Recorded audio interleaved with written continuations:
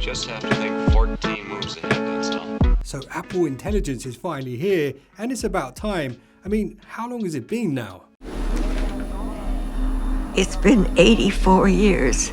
So yes, it is finally here, and Apple actually don't want everybody to be using this right now, especially outside of the US. But have no fear, if you are outside of the United States, there is a way around it, and if you've got a newer iPhone, you can start using Apple AI, Apple Intelligence today. And once you've unlocked it, I'm then going to show you 10 best use cases for it. It is ever evolving, but this is the best we have right now. So the first step to unlocking the new AI on iOS, if you're outside of the US, is this. Go to Settings, go to General. Here, go to Software Update and make sure you've got the beta updates enabled, and hopefully you will see the option to download iOS 18.1. By the time you see this video, it might already be publicly available, but just make sure it's 18.1 or newer and download and install it. The next step is to go to Settings, General, Language and Region, and in the region section you need to change this to the United States. And once the official release comes out, you can switch this back at any time. Now the third and final step to unlock Apple Intelligence is to go to Settings,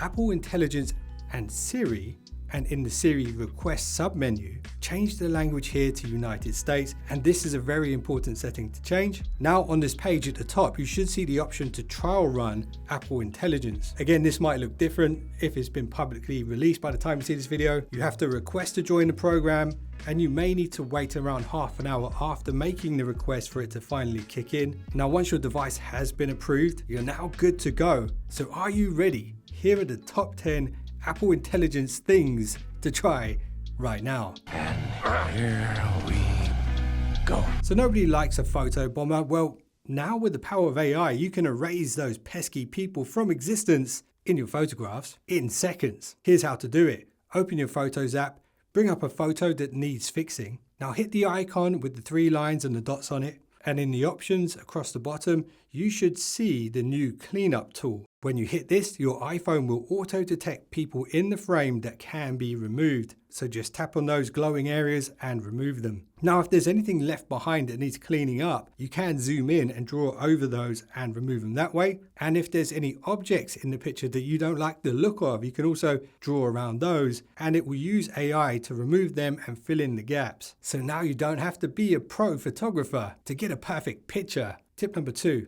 Okay, so you already know you can talk to Siri, but now Siri has had a pretty significant upgrade, and there are a couple of ways you can use it. Just like before, you can summon Siri with just words, or you can hold the power key on the side, and when you do, now it's glow time. So there's now more use cases for this than ever before, and if you want to find out what they are, you can literally just ask Siri and it will tell you. And I'll just show you a couple of the options that you have now. A beneficial one is now you can just use your voice to create and write an email without ever having to type a single word. Also, if there's a song playing and you push the button and it's glow time, you can then ask Siri to tell you what song it is, and it will use Shazam to find it. And in some scenarios, it will auto detect for you. And the new Siri is particularly good at helping you navigate the system settings on your iPhone. So if there's anything you don't know how to do on the phone, let's say you want to know how to change the icon colors, you can literally just ask it and it will give you step-by-step instructions. And there's a lot more to discover here. But the key takeaways when it comes to this and the key upgrades to Siri is it has better contextual understanding of your questions, and it can now deliver better answers and instructions. Tip number 3. Now, if you don't want to broadcast what you're trying to achieve using Apple Intelligence and Siri to the whole room, then you can use the Type to Siri feature. Just double tap the navigation line at the bottom of the screen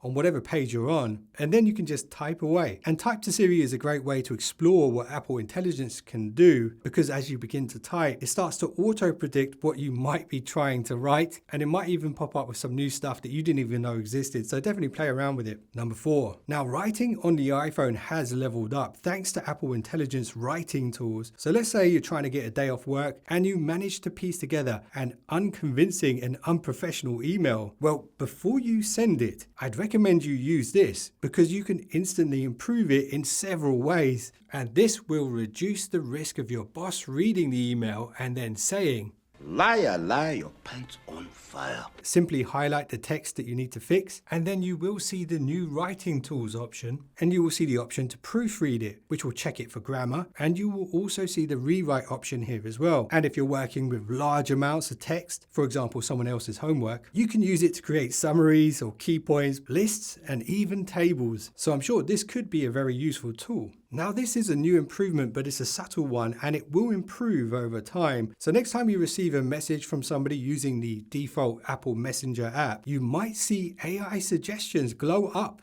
above your keyboard. And this is the phone trying to predict what you might say next. So once it gets a hang of the way you write and respond to people, it will end up helping you save time. And this is important because, as you know, nobody can give you your time back. And it's important to know that the AI will be able to read the conversation thread. And in doing so, it will be able to provide better suggestions as it will understand the context of the conversation. And like I said before, the more you use it, the better it will become at predicting what you would say next. In the same way that I can predict the response that most people have whenever I say, don't forget to like and subscribe. No, I don't think I will. Yeah, that's it.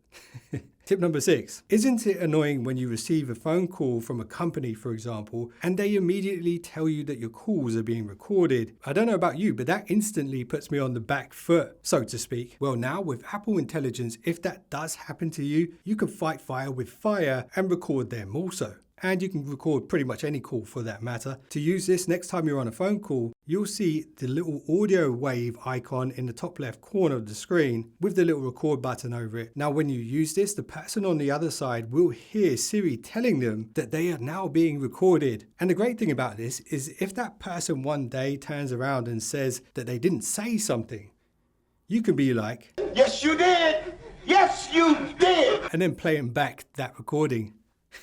Now, once you capture a call recording, they will be found in the Apple Notes app, but there are some upgrades to the Apple Voice Memo app as well that you need to know about. And one of the greatest upgrades here, once you have a recording, is that now you can convert the speech to text and then summarize it. To do this, just open the recording and you'll see there's a couple of features here where you can enhance the quality and even skip the silences in the recording. Once you're happy with those settings, just hit the speech bubble icon and there you have it. Now, I will say it would be nice if you could summarize everything here within the Voice Memo app. Maybe Apple will let us do it later on, but right now, here's a little trick to summarize it. So if you highlight the text that's been created here, you'll then see the writing tools, and you can use these writing tools to then summarize the text and then copy it and paste it into Apple Notes, for example. So there we go. This is nice.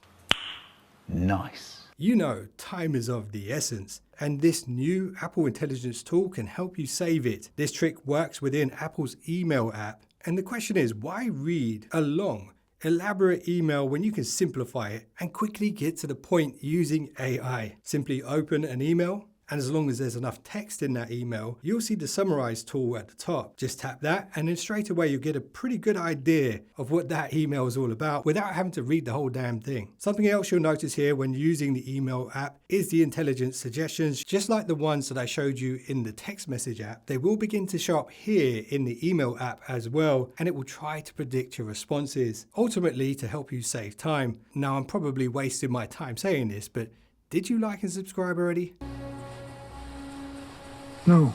Okay, this one's a bonus tip, but it's also a pretty big deal. Staying within Apple's email app, if you tap the 3 dots in the top right corner, you should see the option for email priority. Make sure that this has a tick next to it, because with this enabled, if there are any time-sensitive emails in your inbox, Apple's intelligence will make sure that they are highlighted and kind of pinned to the top of your emails whilst they're still relevant. And this email priority feature is handy for travel tickets or travel arrangements and things like that. Tip number 9. Here is another tip to help you save time, and this is an addition to what was already a standout iOS Safari feature. To access it, open up Safari and navigate to a web page that you might want to read. Now, instead of having to see every single ad and read every single word between the lines, you can activate Safari's reader, which is this little rectangle with the lines under it in the search bar. And here just tap show reader, and now you have a nice, clean, easy to read version of that web page. But the new AI addition here is the summarize feature, which you should see at the top of the page that you're reading. Just tap that and it will read the entire page for you and summarize it, and instantly you have a good idea of what that web page is about. And if you really wanted to, you could highlight the text and use the writing tools to rewrite it in a different style and then pass it off as your own work. But you wouldn't do that, would you? Tip number 10. Okay, so you've made it pretty much to the end. Thank you for sticking around.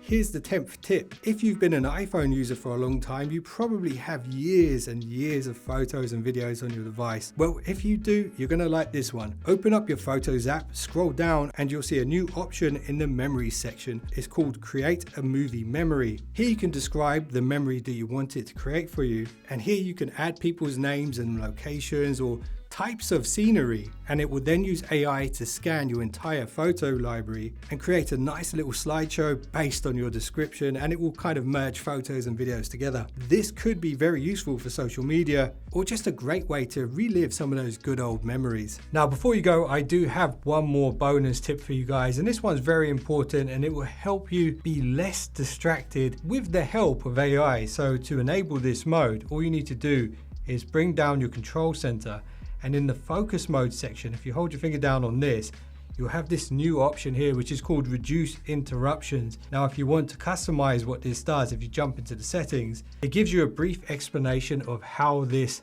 Reduce Interruptions mode works, but you can actually set manual parameters here. For example, if you want certain people to be able to bypass this mode, you can add their details here. And if you want certain apps to have access even when this mode is enabled, you can specify those here as well. And then at the bottom of this page here, you can choose specific wallpapers and a particular screen that you want it to stay locked on. So if you go to edit here, you can choose which one of your home screens will be the main screen. And actually, you'll only have access to that one screen. So if you have a home page which has all your work tools on it, for example, that could be a good one to set up as your main home screen page when in this mode. And if you want to, you can actually set schedules for when this kicks in. So for example, in the evenings when you're trying to wind down, you can set a schedule for that. And there's also the option to add filters here as well. So definitely play around with this focus mode, because this one specifically with the help of AI will help you focus more. And also you'll notice that when you receive notifications, instead of receiving tons of different ones from one app, it'll actually start to stack those up as opposed to showing you all of them in one go. So that's a nice little addition there and a nice little upgrade. So there you go. Those are some of the first Apple Intelligence features to use on day one. And keep an eye out for my follow-up Apple Intelligence videos, because when you truly learn to master this stuff,